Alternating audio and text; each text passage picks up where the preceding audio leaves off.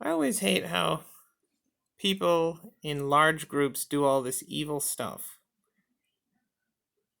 Clearly, like everyone says it's okay, and then they say, as if that doesn't matter,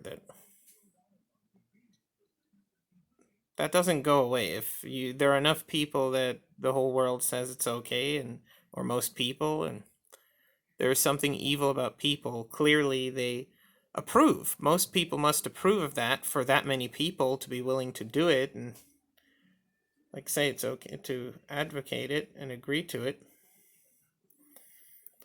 And no one cares. No, it doesn't matter. Whatever. This unwillingness to allow something to be true if they don't want it. And unfortunately, those kinds of people usually rule your whole life and have everything, so they can always force whatever they want, and there's nothing you can do about it. And it makes me really angry that that's the kind of world you live in. Like, it makes justice or anything real impossible, because if they don't want to do it, they won't.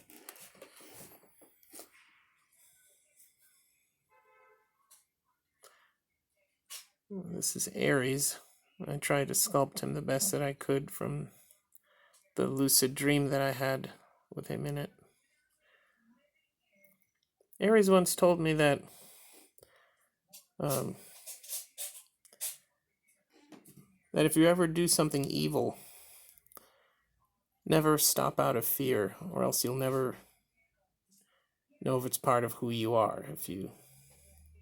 You'll never know if you mean to do harm or not. You'll always be peaceful out of fear. Always finish it to know if you like it or not. Don't do things to do it. That's one of the first things he said to me that I understood. That I told him, did he like preying on the weak, and or did he think it was right? And or if I think I asked him if he thought it was cowardly, and he said, and he got up. Well, he didn't get up, but he was like, no, what is cowardly is to only pick fights with people you know you cannot beat, and to then give up the fights that you can win just because you're afraid to not do what everybody says. I think it's when the shadow has to be a certain way.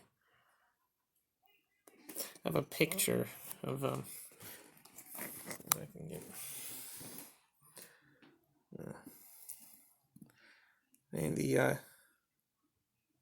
Without the, I've modified it since then, so that'll be this now. That's a little different.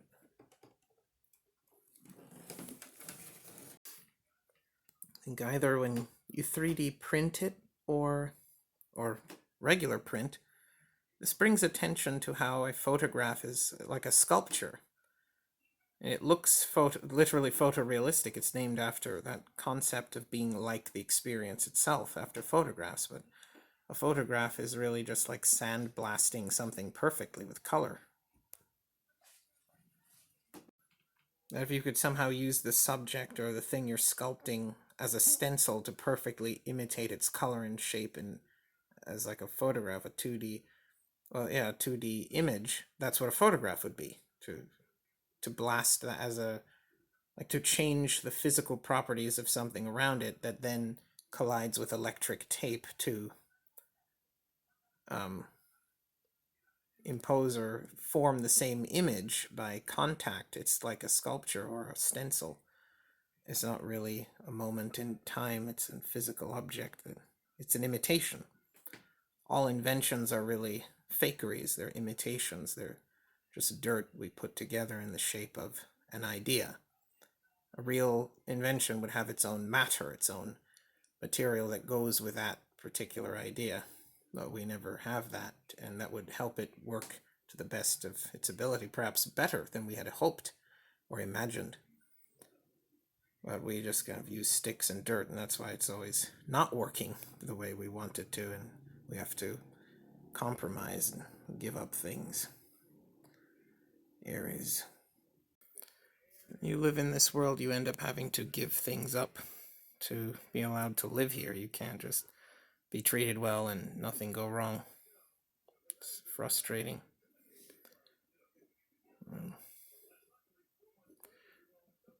I don't like these mobile devices. I don't own one of my own because, like, in part, I guess I don't need to. I can use this one. It'd be a bit more convenient to have my own, but when I first saw them, it angered me because it reminds me of being rejected and hated by other people. That it is an impressive device, but most of the reason why people have these things is to be like everyone else. Because if I don't have one, then I'm different. That someone is getting very rich off of the thing that causes me a lot of trouble.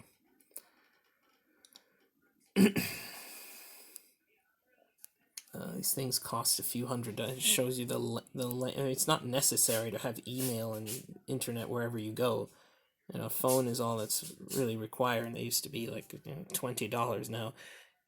The device you have with you is going to be a few $100 because everyone wants to be the same and do what everyone else is doing. They've decided that that's the thing you have to be a valued person, or these devices. It's like annoying how everyone does that. A curse person. You're like a curse word, and people just hate you for no reason. Nothing wrong with a curse word in and of itself. It's just a word. It doesn't mean anything or nothing that people should be that angry about. But unfortunately, people have decided that they're going to like something or hate something, and you have to live with that. They will never stop for you. That makes me angry how insignificant I am, even to other people. Aries spoke to me of predators and prey, that it is the existential temple or pillar, that the ease that you call majesty, the ability to take a prey's life against its will, against the ability to fight with all its strength, with the ease that would allow consistent results. It's important that not only that can you kill another person, but do it over and over and over again without getting hurt, making predators bigger, stronger, smarter. Intelligence is inherently predatory, or I guess a lot of it. Predator generally only predators have intelligence, or to any significant degree. Say with I wonder if intelligence kind of shaped what it was used for does a lot to it. Like, let's say with a tiger, that maybe they think differently because their intelligence has to do with hurting people and tracking movement, sight, visual information. They say the best place to hide from a big cat is right under its nose, because cats are blind at like a certain range, their focal length or something like that. Like, they're good at seeing from afar and at night, but once you're in their face, it's hard for them to see. Phobos has the head of a lion, the son of Aries. Just by buying one of those mobile devices, it would make me feel like the power to be like everyone else is something I couldn't deny, and that if I, the one who's victimized by it, could not deny it, then its power is greater. So it makes me feel like I guess I feel like I have some control over it, some little bit of power by not buying one. Though I may get one eventually. It's really annoying to be treated like everyone to be angry at you for something they did to you, blaming you for everything. You have to fix it. Anyone who tells you that the sorts of things that people do that are evil to weaker, smaller groups are your fault, or that you have to do something to change, they're wrong, and they're evil for saying that. This is something that's being done to me, and there's nothing that I can do about it, nor that I have to do about it. This is your fault. It's just annoying because of that authority factor. You can't just say no and, oh, you live with bad people. You have to obey, and you have to give up your anything that could possibly upset them, or some things, not everything, but a lot of the things you don't have the ability to do them anymore. just become so upsetting that you avoid your own ability to retaliate. You hate those, when they can get you to do it to yourself, when they can do something bad to you and have all the victims fighting with each other over um, allowing the predator to mistreat you. If you have to discuss whether or not to treat people well, then don't bother having that discussion. It's pointless. And Aries spoke that the stage of meaning is set by mere existence. Murder is the only thing that controls, gives mortals the ability to control life and death. And therefore, if there was something with meaning, violence would be the ultimate meaning. And that part of a predator to want absolute control over people because they could get hurt. For some reason, the prey doesn't really think that way, just get away no matter what. But a predator is angry that the prey can kick or do anything, even if they'll still kill them because of the risk. You can have no control at all. Ease, as if the first predator, that some creature began weak and equal to their prey and had to kill it anyway. And over time, only those that were much stronger and much bigger, much smarter, superior, it took life energy, the ability to get more life energy to get every part of them, the king, the lion's life force that brings power to every part of the being, to make a predator viable.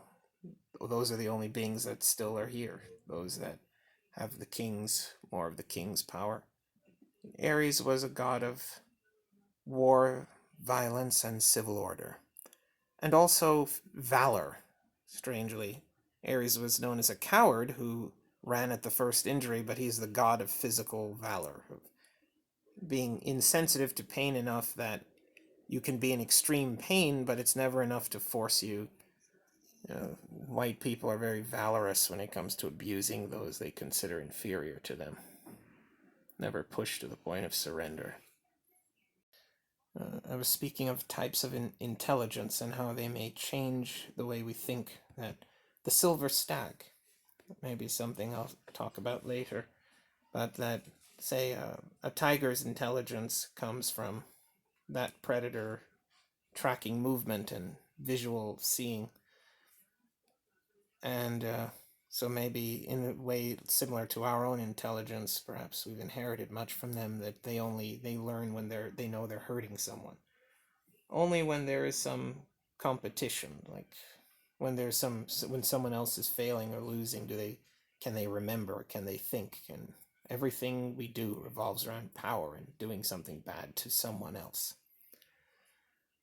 And octopi's intelligence, the tear-jerk, knee-bend, ROI, Lady Antebellum, Cerebellum, Lasentipentidican, I call it, referring to Wanderschosen, where future Chauncey said, time isn't space or a thing or a time. It's an attitude, and I've got it in spades, Jack. I think I've got something here.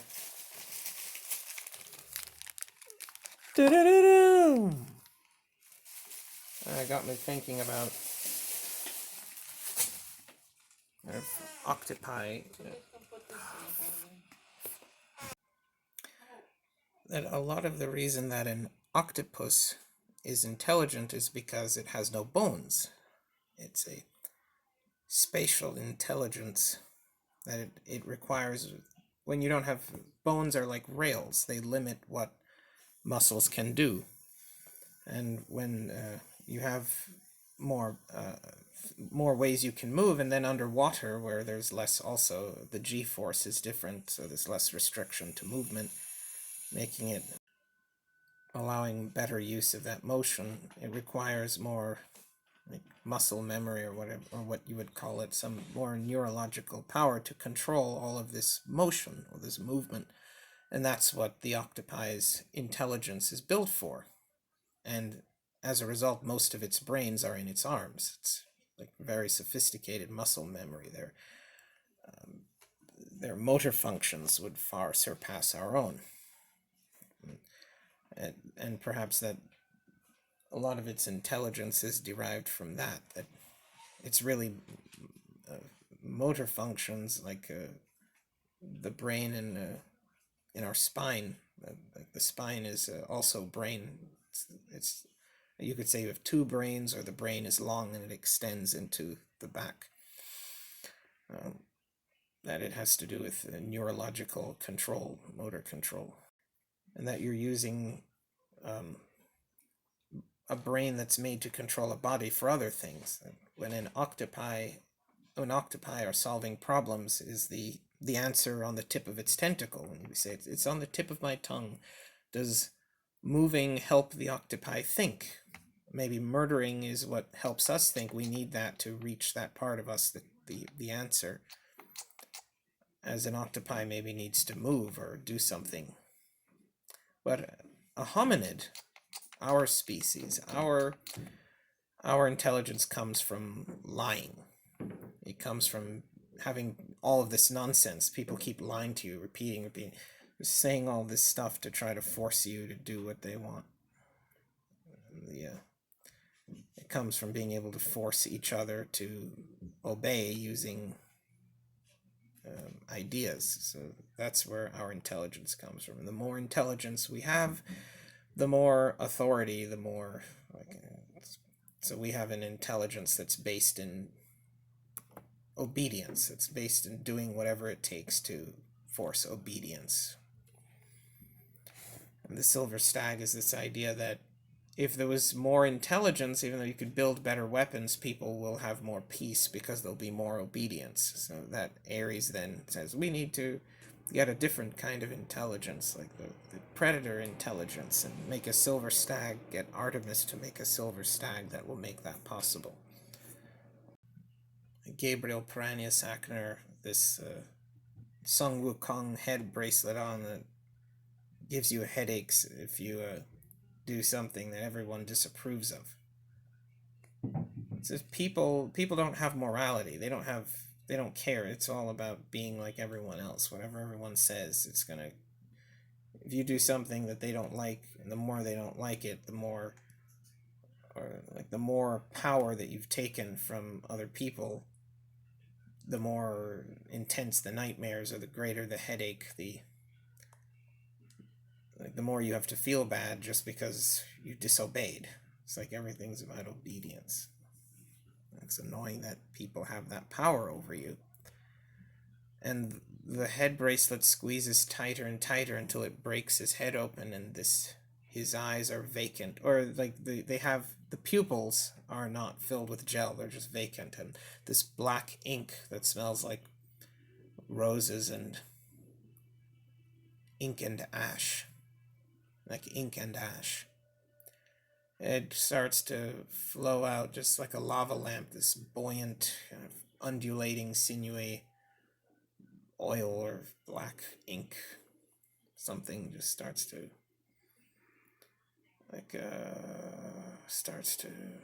kind of bulbous, like start to flow out in a strange, like condensation nucleus, is that's what it's called, like in the raindrops, early raindrops, or kind of whatever you would like to call it. Like this is the idea, or a visualization of disobedience. You did the thing everyone says you're not allowed to do. It angers me how, like, that's all it is. There's no real justice, there's no love, there's no friendship. It's just people doing what everyone says you have to do and being upset if they don't do it. We make ourselves unhappy if we don't do these things, but we don't want them, we don't like them. Except for when we can upset people. That nature will force me to give up power and feel bad because that guy, he's the one everyone chooses, or everyone feels has authority. Right.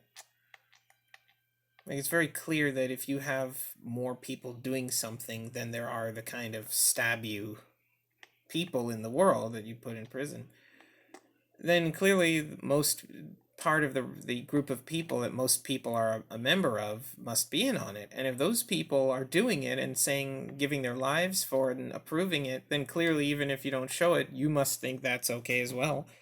Because most people are morally homogenous. They all agree with and abide by authority.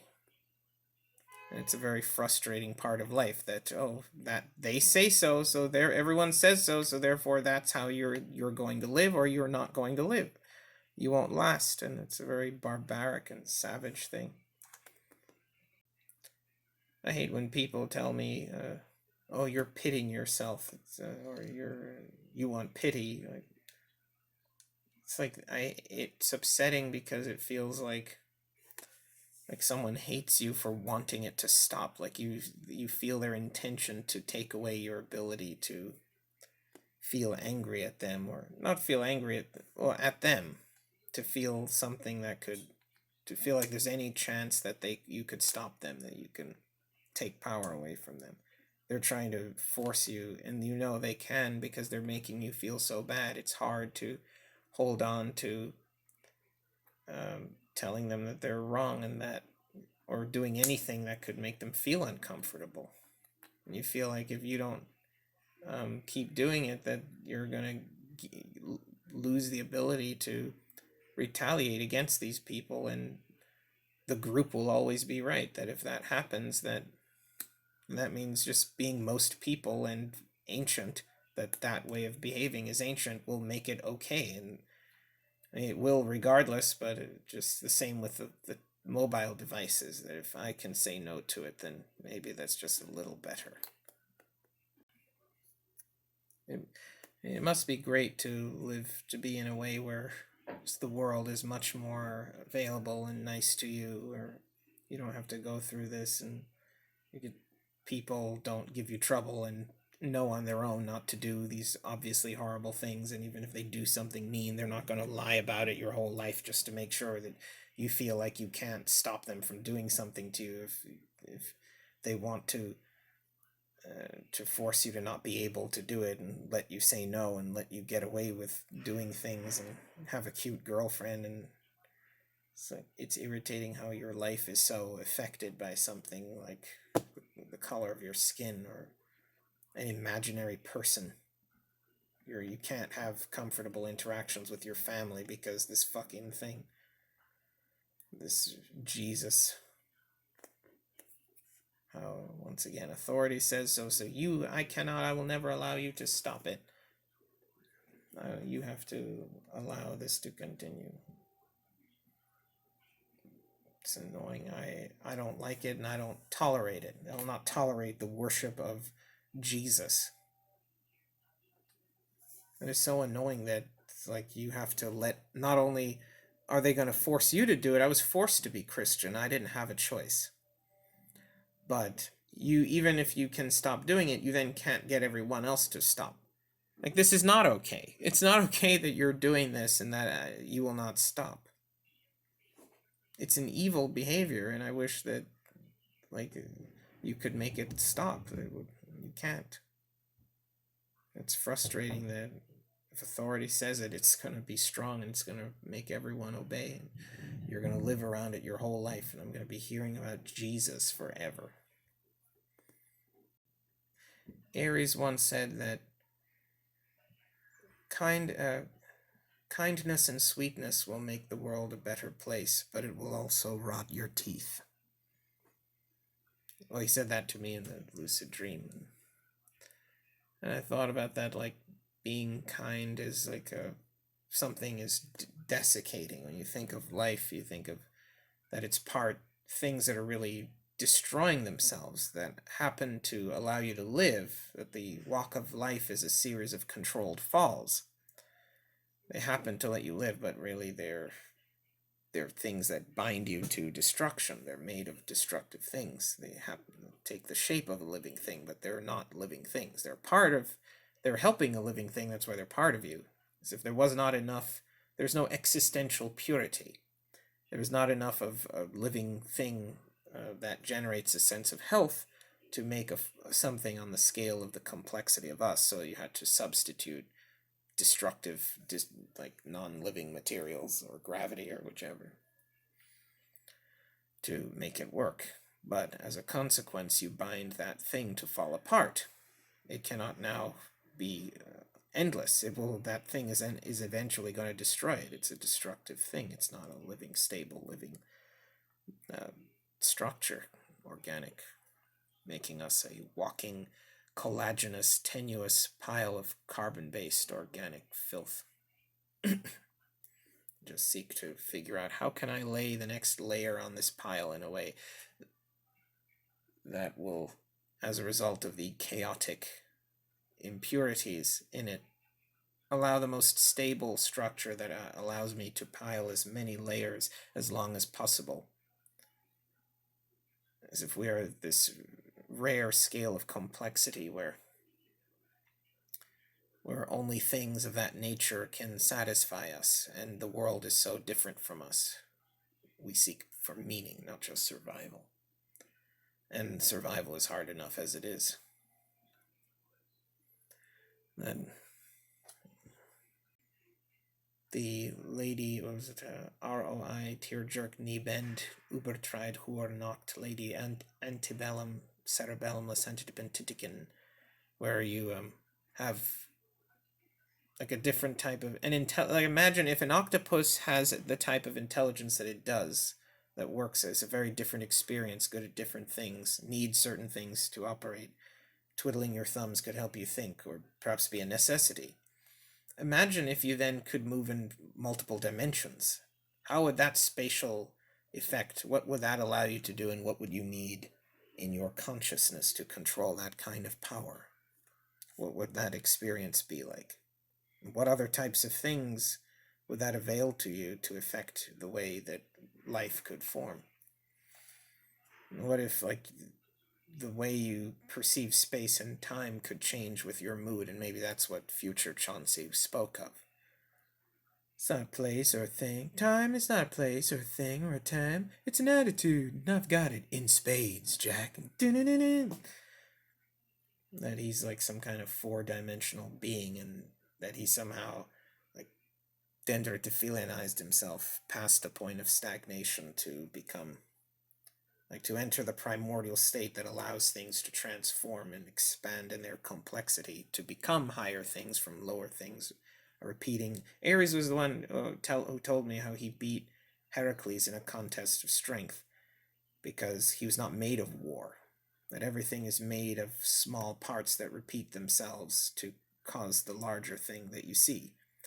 And Hermes told me that everything is a big version of something small. And repeats itself to become a bigger thing. And that because Ares was made of war, you had to be made of that stuff. It naturally gives you an advantage in that thing. This is the concept of existential potency. Ares has high existential potency in battle. And what I was talking about, the future Chauncey, that, or about dendritophilianization, that structures continue repeating themselves, everything being a big version of something small, a small version of something big, a work in progress,